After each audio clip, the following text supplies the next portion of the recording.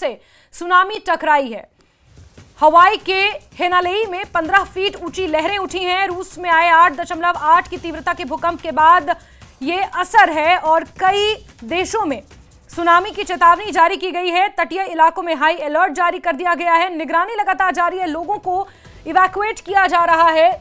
Coastal region से लोगों को हटाया जा रहा है। और अब जापान के बाद हवाई में ऊंची ऊंची लहरें देखी गई हैं। सुनामी की चेतावनी पहले ही जारी कर दी गई थी। जिस तरह से रूस में 8.8 की तीव्रता का यह भूकंप आया था, 73 सालों में यह सबसे बड़ा भूकंप धरती में आया है। और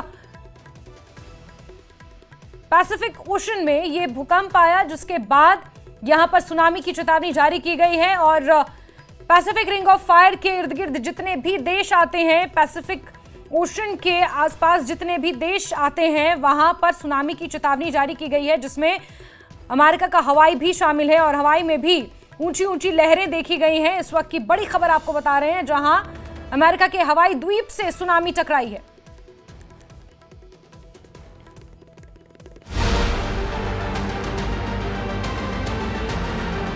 भूकंप के बाद रूस, जापान, अमेरिका और कनाडा में सुनामी की चेतावनी जारी कर दी गई है। रूस के कैमचटका में 4 मीटर तक ऊंची सुनामी आई।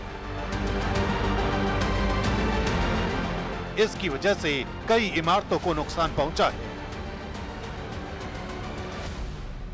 この地震に伴い、北海道から和歌山県の太平洋側の沿岸に津波警報が発表され、高いところで3メートル程度の津波が予想されております。 अमेरिका के हवाई में तो सुनामी वार्निंग के बीच सायरन की आवाजें सुनाई देने लगी, जिसके बाद हवाई के होटल में ठहरे लोगों को नीचे नहीं उतरने को कहा गया। प्रशांत महासागर में आए भीषण भूकंप के बाद अमेरिका तक अलर्ट जारी कर दिया गया। अमेरिका के राष्ट्रपति डोनाल्ड ट्रंप ने सोशल मीडिया हैंडल पर कहा, प्रशांत महासागर में आए भीषण भूकंप के कारण हवाई में रहने वाले लोगों के लिए सुनामी की चेतावनी जारी की गई है। अलास्का और यूएसए के प्रशांत तट पर सुनामी की चेतावनी जारी की गई है। जापान में भी खतरा है, मजबूत रहें और सुरक्षित रहें। रूस में भूकंप के बाद अब चिली, जापान, सोलोमन और अमेरिका में सुनामी का खतरा बना हुआ है।